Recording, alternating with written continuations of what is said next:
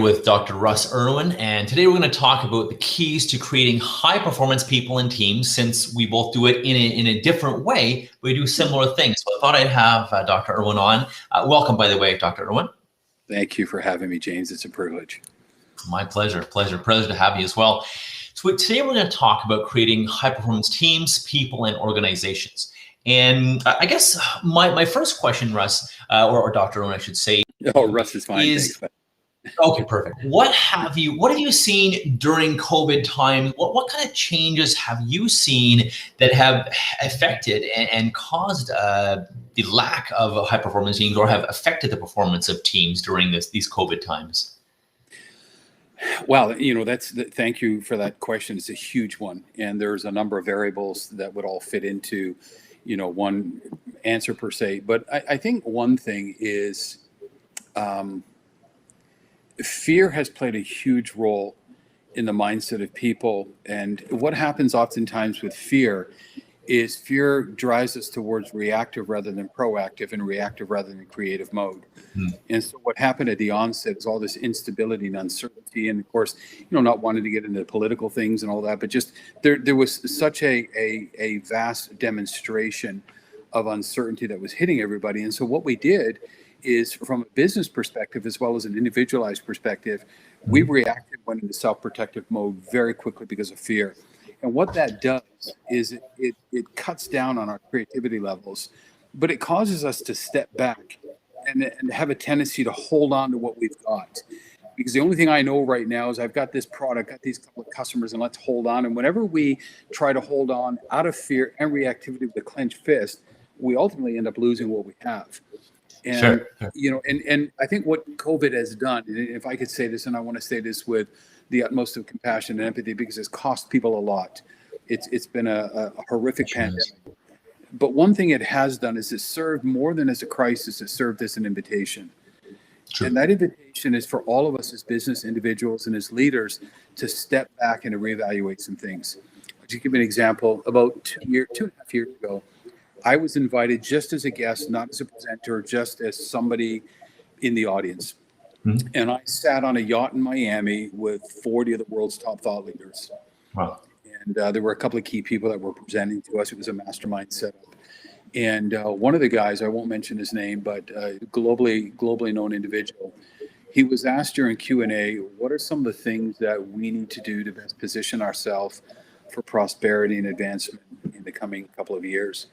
And could you sort of tell us, maybe in about 5 to 10 minutes? He said, how about I tell you in about one sentence? He said, I'll tell you what. He said, let me reduce it down to a couple of words. He said, there is something coming. I don't know what it is, but there's a major shift that's coming into our world that's going to cause some serious changes in how we do what we do in the economy.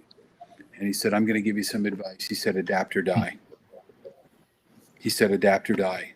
And he introduced a concept about 7 months prior to COVID becoming real, about the power and the necessity of adaptability.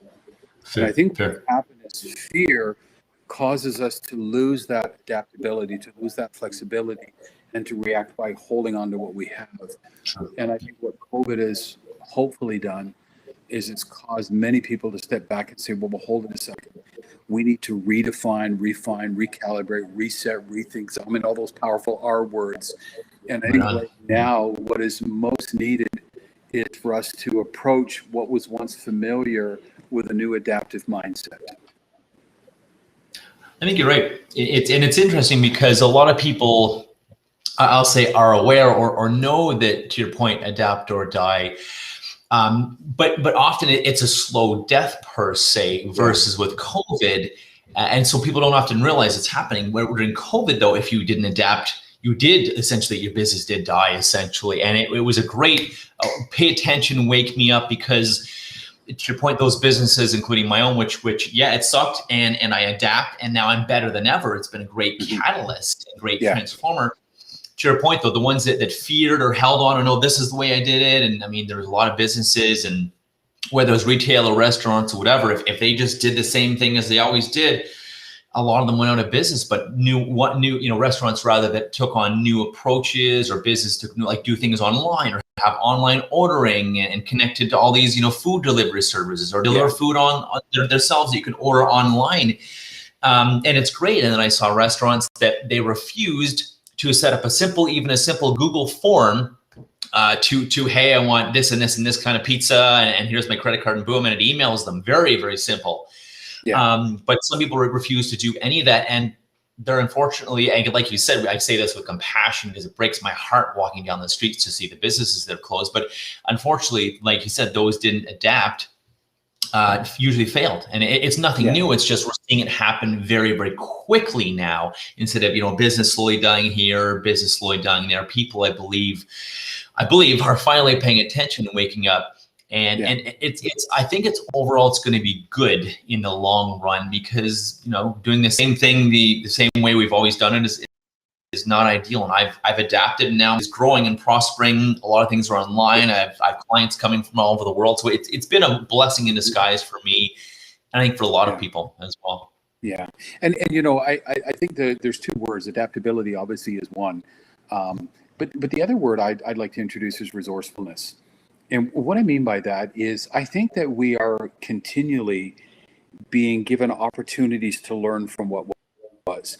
We don't want the past to just in terms of our present and our future, but we do want to glean from that. And, during the subprime mortgage crisis, which really impacted more the US than Canada, but around 2008, 2009, there were foreclosures, there were businesses closing down. I mean, some of the major players went belly up, and that was really shocking to us and quite scary as well.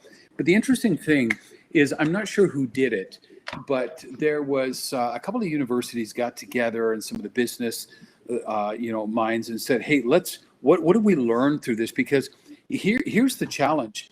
There are people that were impressive individuals that went under. There were people that went down, and there were people that made millions. There were more millionaires made during those 2 years than there were since the 30s combined. What just happened? And as they began to look at it, they concluded that there were two groups of people during the 08-09 crisis.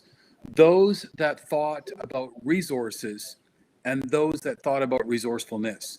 And the people that focused on resource and the people that lost were generally people that blamed a lack of resources. Well, I can't get a loan from the bank, and I'm having trouble, with my extending my lease, and I've got this issue, and interest rates have gone up. And so when they focused on the lack of resources, many of them went down. But then there were those that said, it's not about the resources I have or I haven't. How do I get resourceful now? And that kind of kick-started some real creative juices in entrepreneurialism. And so those that looked at resources often lost. Those that looked at resourcefulness often won. When I look at that, 12 years ago, and then I look at adaptability and we put it all together, this is a crisis, but it is also an invitation for us to step up to the plate, come out of familiarity, and ask ourselves, how do I adapt and what can I learn? Yeah, I agree. It's a tremendous opportunity to grow. If, like you said, you stay away from victim mentality, stay away from blame. And I mean, you've heard the saying, you blame, you point fingers, there's actually 3 fingers pointing back at you. Yes. But your point, like there's been lots of success stories over many years about people who were down and out or came from the tracks or orphans or whatever, broke. And it wasn't that they had all the resources, but they were resourceful and they made it happen. I really believe it. I really believe that there's no, can't afford it or don't have the time or the energy. Yeah. I don't believe in that. Be resourceful and think like these model these people that are highly successful, and be resourceful. And to your point, find the resources, however large your company is, your organization is, or businesses. I completely agree. Yeah. And I think that's where mindset comes in. Because again, 2 M's, I would look at, I love using letters because people will remember a word based, hey, here's your 3 P's, your 4 R's. But the 2 M's I think are really important is most of us, out of kind of reaction and out of a need for survival and to remain competitive, we have looked at our methods. And so we've gone to the how, we've gone to the strategy. Let's do whatever we can to improve our methods. Hopefully that'll put us over the edge in terms of competitiveness. But along with the method, if you've got a great method and the wrong mindset, you're going to be sunk. If you've got a great mindset, but you've got no method or strategy behind it, you're going to be in trouble. You'll have a dream and a vision, but it'll become a nightmare. And so I think what's happening right now is there isn't a shortage of methods, but there has been a need and an invitation to shift our mindset, the way we do things. And that is one thing that you will find traditionally behind successful entrepreneurs is they get the mindset right first. That's why I teach a lot on the new neuroscience of success. There is a mindset that has to align with and go along with the methods to equal that sustainability of success.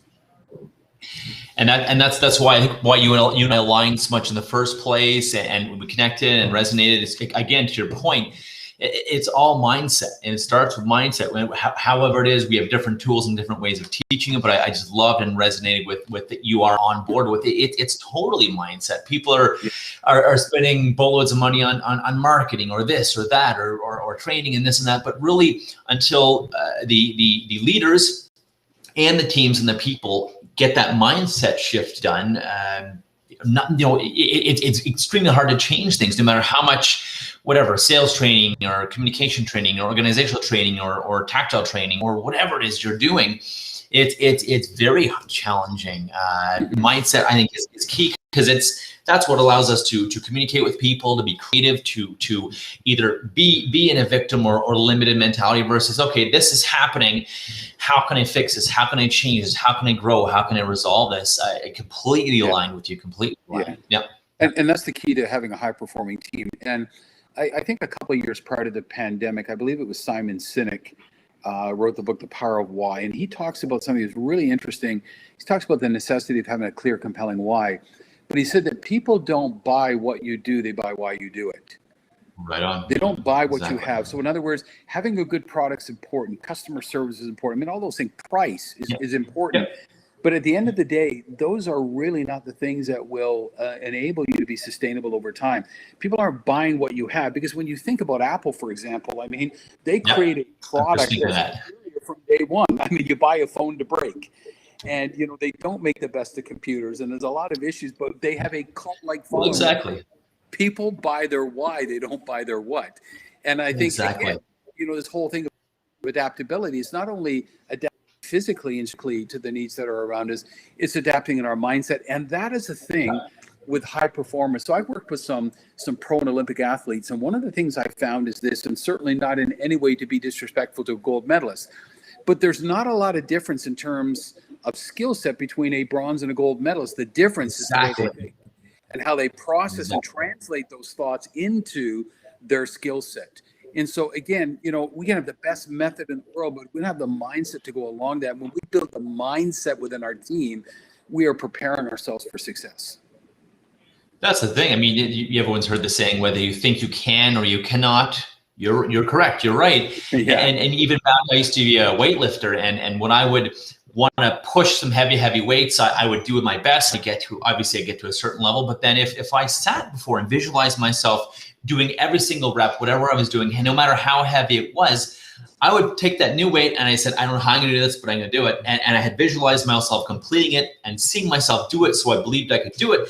And I push out those heavier than I've ever done before. To your point, some of the most successful athletes may not be as good as some of the less successful athletes, but like I said, their mindset allows them to break free of whatever is getting in their way, and thus they are the most successful or top performing.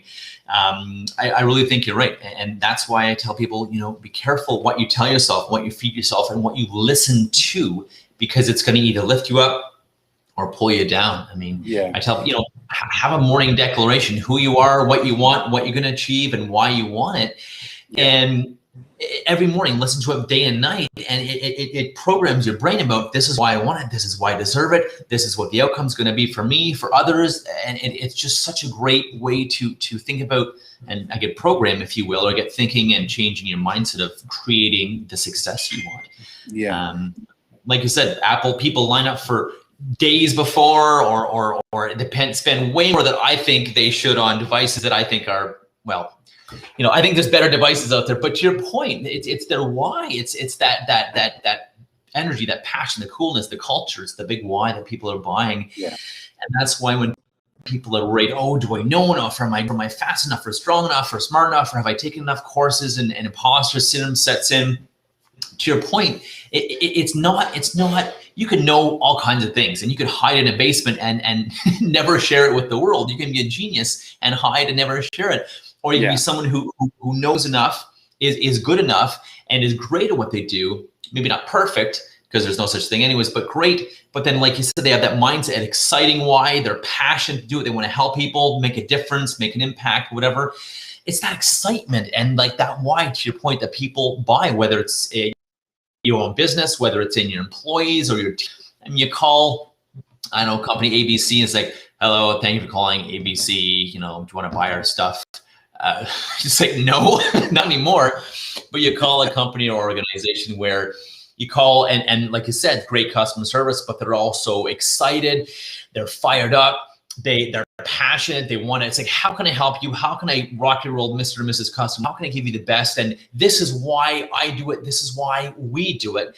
And yeah, to your point, you get excited. Wow, this is a company or an organization I want to do business with. Yeah. It's So interesting in how we'll do.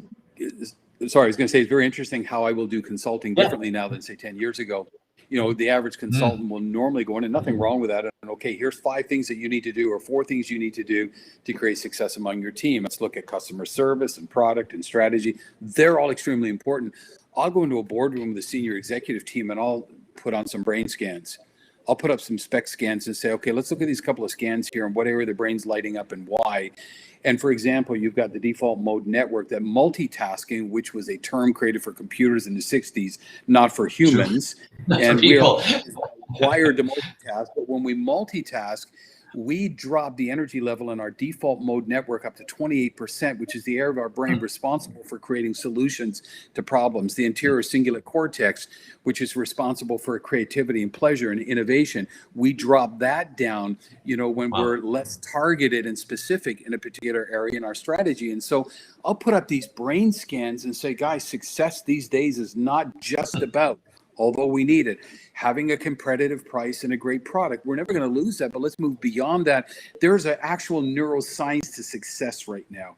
And I'm having a blast sitting with executives talking about brain scans, and they're like, who would have ever thought that we would hire a neuro consultant to come in to help us to understand what our brains are or are not doing that's impacting our success?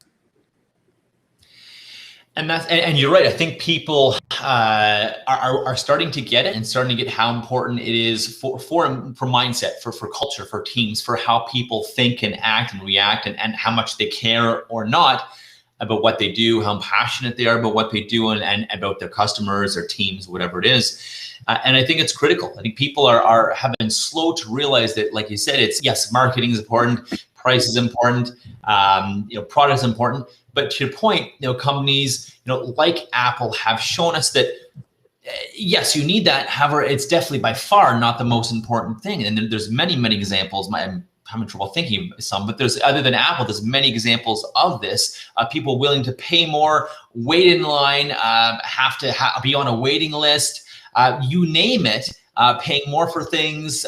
Maybe the quality is less, and they're happy to do it. So to your point, yeah.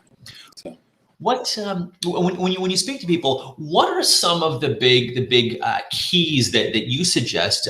Whether it's within mindset or everything you speak on, to create these high performance teams, the people in the organizations. What are some of the go-tos or keys that you are paramount to success?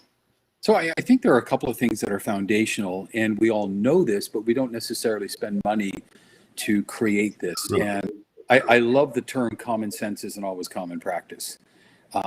But I think really establishing, and not necessarily establishing what a book told us to do, but what really works with the framework and our identity. So a couple of things. Number one, I think before we go after what's our mission, we have to determine what's our identity as an organization. So who are we and why are we? And then the mission flows out of a really good understanding of that. I think once that we have our what and our why, when we have our identity and then a mission solidified, I think the third and the fourth thing that are extremely important is establishing your culture and then a set of values that you're going to align with that particular culture. Because, for example, a company said to me probably about 7 or 8 months ago, they said, well, the problem is, Russ, we've got about 30 employees here. We're kind of boutique-y. We're small. We really don't have a culture. And I said, well, actually, you do. I said, how many employees do you have? 30. I said, you have 30 cultures. And I said, what you have to do is create a culture that this company is going to create together and live by, and then a set of values that are going to drive that. And so when you've got the culture right and the values right and the identity right, then we can start moving into all those other things that I think are really the icing on the cake in terms of high performance team building. But what I find is people will say, well, give me the 5 things I need to do to build a powerful team. I'll bet communication's one, right, Russ?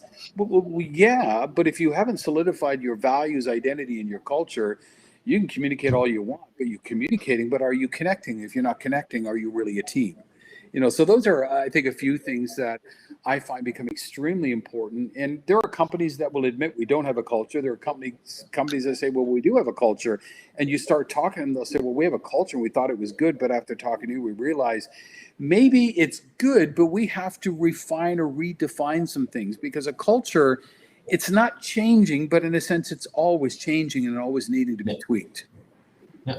The world is changing too. So again, changing along with it and with your people, your growth, and what your new adapt or die. You exactly going back to you, adapt or die. Exactly. Yeah. Got it.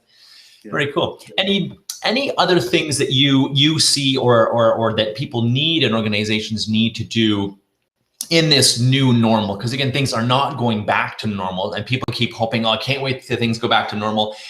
There is no, back to normal. It is a new normal, and people have to, and sooner people realize that, the sooner they'll be successful and be able to take action and create benefits and opportunities out of these problems and challenges. And I tell people, problems, challenges, obstacles, and barriers, there's always opportunities in these. So seek the opportunities. I mean, if you're nimble and you can pivot and take something online, the people that took things online the fastest during COVID times, they won. They really won. Yeah. And I think they did really well. So again, see these challenges, problems, opportunities, dangers as opportunities, as benefits, as things where you can grow as well. Yeah. I would say that, and I don't want to create a reductionistic response and make this seem so simple, but I have come to realize in the last 20 something years doing this that some of the things that are profoundly simple are simply profound. And if I was to keep it simple, one of the things that I will do the first couple of sessions with an organization and say, let's take everything, whether it works, doesn't work. I don't care if it's made you 10 million or it almost bankrupts you. Let's throw it all on the table. And let's ask this question of each individual aspect of this business. Why are we doing this? And then I watch the responses. Some people go, well, what do you mean, why are we doing this? People get really angry, get really protective. And I said, okay, so are you willing? I'm not saying you got to get rid of it because it might be great, but are you willing to ask some questions, answer some questions, and challenge the familiarity that you have within the organization right now? Because if so, then we're going to have a problem talking about adaptability. So I'm not saying you got to throw anything out. I'm saying, are you willing to put it on the table? And let's ask ourselves some tough questions. And the big question, the beginning question is always, why are we doing what we're doing? And it's really interesting around a round table to hear the responses. And some of the things that we come to that table with, we are not sacrificing because they are amazing. And 2 days later, it's like, you know what, this actually isn't really working. Well, why have we been doing it? Well, we just always did it. Yeah, exactly.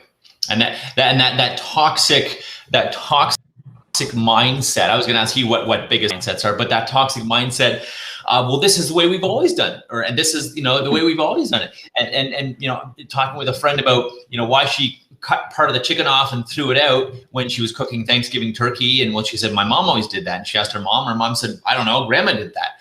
And they went back to grandma, and of course grandma's like, well, our ovens were smaller in the old days, so we had to cut part of the turkey off and throw it because it was going to go bad. That's the only reason we did it. But we're still doing things because that's the way we've always done it. Yeah. But is it the right way? Is it ideal? Is it aligned with our organization? Is it aligned with our why, our culture? Is it aligned with the world and what they want? Mm-hmm. And like you said, asking why the hell are we doing this? It's so important because it also will solidify. Okay, this is great. Let's pump this up more. Let's do this more because this is awesome and totally aligned with our why. And then this thing over here, we're not sure why the heck we're doing it at all. Yeah, and employee engagement and employee performance and productivity, which ultimately leads to profitability. But engagement, performance, and productivity are you've got a greater chance of upping those when there's a clear, compelling why. I'm not saying necessarily a clear, compelling mission or vision, although they're important. but a clear, compelling why. And, this whole thing about reevaluation of identity has become extremely, extremely important. Somebody said to me, Russ, well, familiarity is not a bad thing. I mean, familiarity brings a lot of comfort to people. I said, absolutely, but comfort is not correlative to growth. When was the last time you went to the gym and had just a beautiful, nice, comfortable workout and you grew? You don't. Like growth comes from adversity. However, what helps us to endure the adversity and the storms when they come business-wise is when we have the foundation set in place, which is our values, our culture, and a clear, compelling why. And that's the thing. And as I say to people, do something that scares you, that makes you uncomfortable, because you're going to build like the gym. You're going to build that muscle bit by bit. You don't have to, go skydiving right away, but bit by bit by bit, do something that scares you or makes you uncomfortable every day. Because as you said, comfort is the death of growth. And, when you're growing, you can't be comfortable. When you're comfortable, you can't be growing. Yeah. So somebody said to me once, we sat around the table and they said, all right, Russ, so go ahead and tell us, what do we need to throw out? I said, I don't know, but let's first ask ourselves, what do we need to keep? Yeah. So let's reframe that question. What do we need to keep right now and why?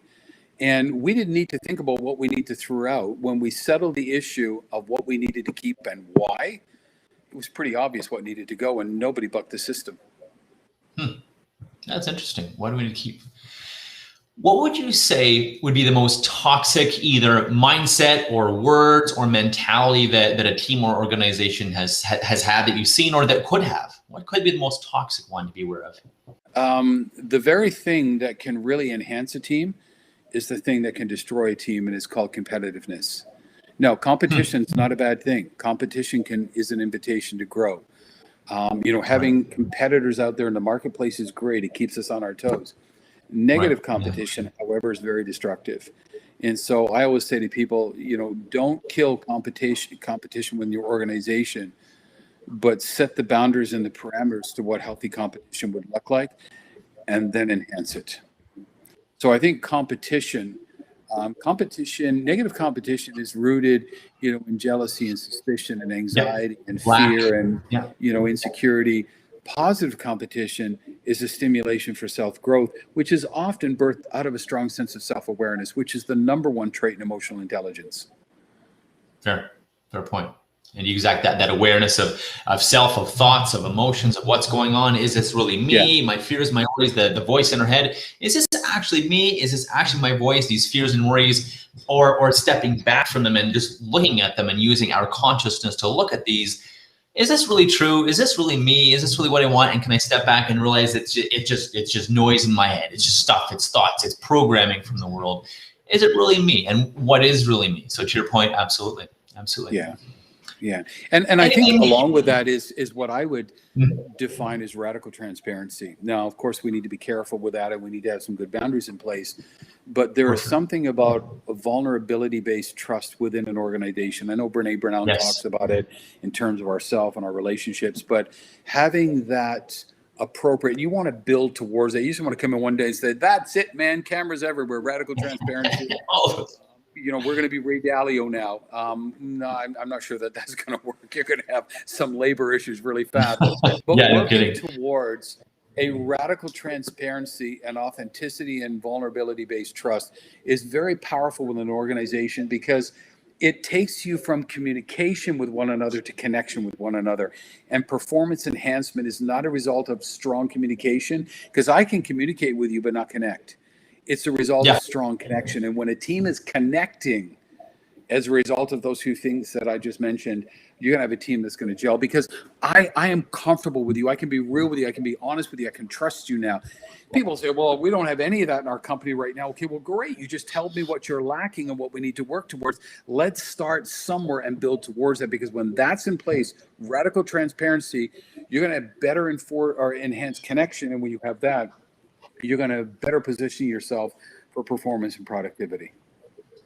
And I so agree. When I talk to organizations about authentic leadership, it's be authentic, be vulnerable, be open, and walk the talk, and others will do the same thing. If you're seen to talk the talk but not walk it, they're going to do the same thing, or they're going to think you're full of shit, basically, and not want to follow you. If you're walking the talk, doing what you need to do, you're open, you're vulnerable, you're sharing, your own gremlins and the things that are challenging you, then they're going to feel safe and feel okay to do the same. Or in this world where we're all so worried about what other people are going to think about us, or what are they going to think, or what are they going to feel, or what are they going to say.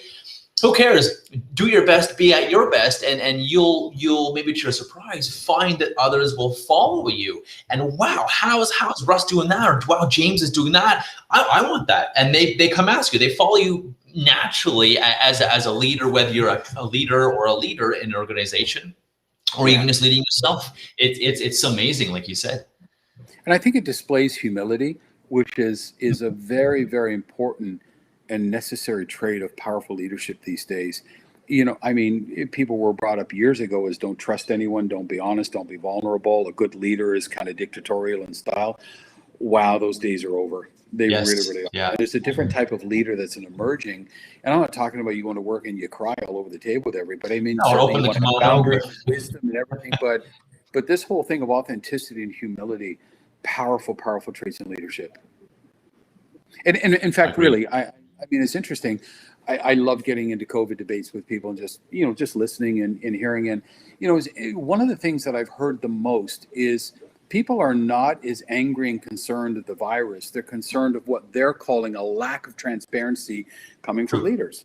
And so what does that tell you? I mean, even in the midst of a pandemic, what are people looking for? They're looking for leadership. They're looking for transparency. They're looking for ownership and humility. If you tell me I can't do something, but then you're on camera doing it, your leadership's gone at that moment. And so along with this adaptability and this new normal, there's a new normalcy that's arising in now. And what does a real leader look like?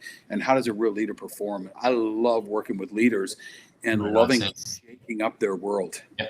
Yeah. And it's a time, like you said, we need more leaders. We need great leaders right now. And I think it's interesting if I'm in a room, I say, who considers themselves here a leader? And maybe a couple hands go up. And it breaks my heart. I say, you are all leaders, even if you're just leading yourself. Plus, someone is watching, whether it's a kid, whether it's your own kids, other kids, people, friends, colleagues, coworkers, subordinates, other people at work, people, maybe even people above you looking at you being, holy crap, how is this person doing this or being authentic or walking the walk or getting these results and they can't even, and even if they're higher up than you, right? So I think there's a lot of need for authentic leadership. It's huge. And I think that'll help leaders and people stand out who want to become leaders, get promoted or have amazing businesses or teams.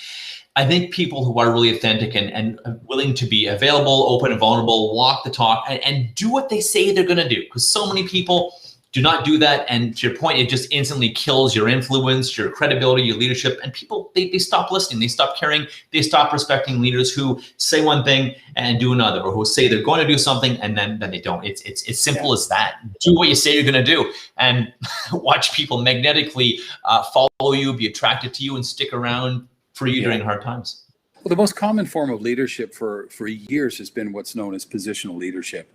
So in other words, I'm a leader because of my position, and I have a level of authority that goes with that position, and you obey me because of my position. Well, positional leadership's not a bad thing, but our world is changing, and that's not necessarily sustainable over time. You might get a job done by someone who follows you because of your positional leadership, but you're probably not getting the fullness of their performance, productivity, and potential. Exactly. And they're going to go somewhere else for a better job or more pay or they get lured away very easy versus being an amazing leader. People stick around during hard times or stress or whatever it is, or even the lure of greater pay.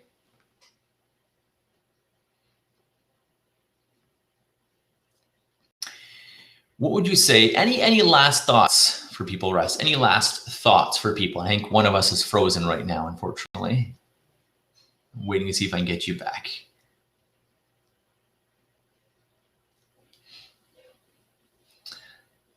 No. Well, I will conclude, because apparently the internet is not, the internet gods are not being so cooperative today. And I'll just conclude by saying thank you, and we'll put Dr. Irwin's contact information and how to reach him and how can you learn more about him as well in some of the comments. So thanks for joining us today. Everyone have a great day, and to your best day ever. Go be an authentic leader. We are all leaders. People need us. People need authentic leadership these days. It's so important. People are starving for great leaders, organizations, people, whether it's people you want to work for, people you want to help, people are looking for great, authentic, vulnerable, open, real leaders, not these BS leaders who are seem to be perfect or can do no wrong and tell people what to do and do it or you're fired. It's people, you know, that need leadership and need these amazing leaders to motivate them, inspire them. Again, it's not the people with the most dominance or power, highest position. It's people who are authentic. I was just saying, Russ, before when you left, that people are craving amazing, authentic leaders. And it's not these leaders who are revered of, oh, he's so high up, or she's so this, or he's so that.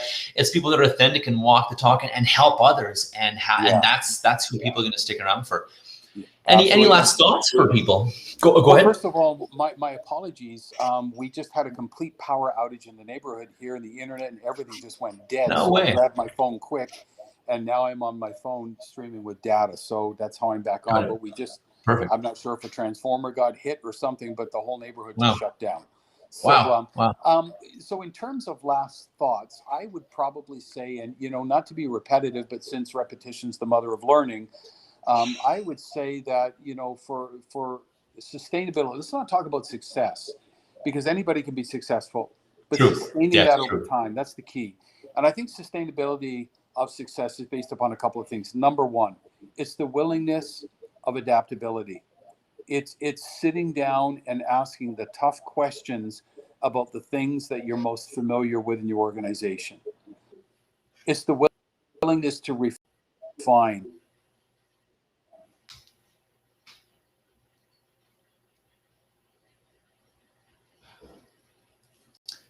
Oh, we might be losing you again.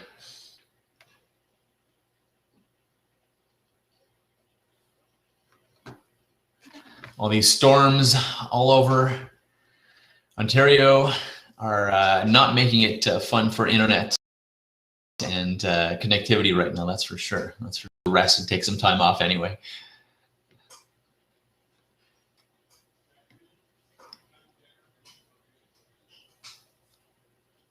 Let's see if he comes back on. Otherwise, we'll end the stream and I'll wish you all a good day. Let's see if he connects again here.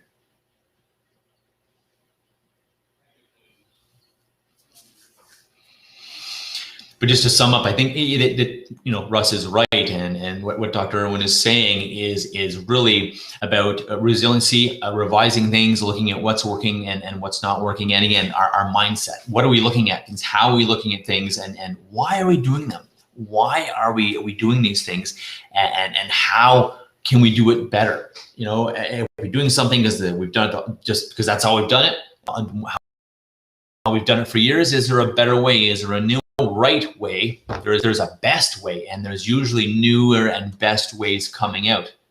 Right, so that's what I wanted to sum up with.